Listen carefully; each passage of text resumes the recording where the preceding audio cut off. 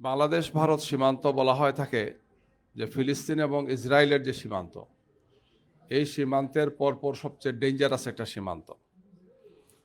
সেখানে নিরীহ ফিলিস্তিনিদেরকে হত্যা করে বর্বর ইসরায়েলিরা, আর বাংলাদেশ ভারত সীমান্তে বাংলাদেশিদেরকে হত্যা করে ভারতীয়রা।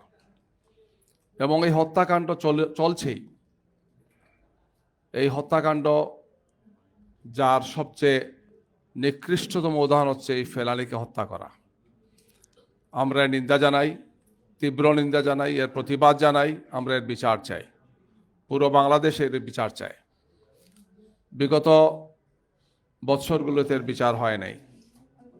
এখন যারা ক্ষমতায় আছেন, দায়িত্বে যারা আছেন, অন্তর্বর্তীকালীন সরকার, তাদের দায়িত্ব হচ্ছে বিচারটা করা।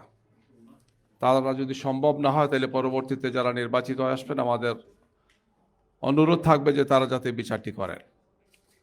ফেলানী শুধু একমাত্র ঘটনা নয়। ফেলানীর পাশাপাশি আমাদের এখানে পাশেই বুয়েটে আবরারকে হত্যা করা হয়েছে। কারণ একটাই, যে ভারতীয় আধিপত্যবাদের বিরুদ্ধে, সাম্রাজ্যবাদের বিরুদ্ধে সে একটি চমৎকার পোস্ট দিয়েছিল। নির্মম নিষ্ঠুরভাবে ছাত্রলীগের সন্ত্রাসীরা এই মেধাবী ছাত্রকে হত্যা করেছে। ফেলানী থেকে আরম্ভ করে এখন আমাদের হাদি পর্যন্ত একটার পর একটা এই ধরনের নৃশংস হত্যাকাণ্ড হচ্ছে গিয়ে। হাদি ও ভারতীয় আধিপত্যবাদের বিরুদ্ধে, বেইনসাফির বিরুদ্ধে ইনসাফের বিজয়ের জন্য সে সংগ্রাম করেছে। হাদিকেও নির্মম নিষ্ঠুরভাবে হত্যা করা হয়েছে। এই হত্যাকাণ্ডে বিগত 24-এর 5 আগস্ট, আপনারা জানেন যে বাংলাদেশের ইতিহাসের, এবং বলা হয় থাকে যে 24-এর সর্বশ্রেষ্ঠ ঘটনা ছিল সেটি, যেটি ফেসিবাদের বিরুদ্ধে জনগণের অভ্যুত্থান হয়েছিল। ছাত্র জনতার এই অভূতপূর্ব অভ্যুত্থান বাংলাদেশকে ফেসিবাদ মুক্ত করেছে।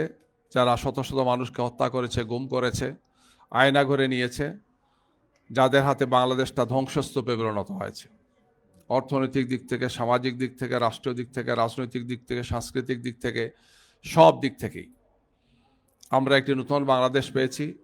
এটি নিঃসন্দেহে আমাদের খুব বড় একটি অর্জন। ফেলানীর আত্মা কিছুটা হলেও শান্তি পাবে, আবরারের আত্মা কিছুটা হলেও শান্তি পাবে। এই ভয়ঙ্কর দুর্ঘটনাগুলো যাতে আর না ঘটে, আমাদের সরকারকে সেই পদক্ষেপ নেওয়ার জন্য আমরা অনুরোধ জানাবো।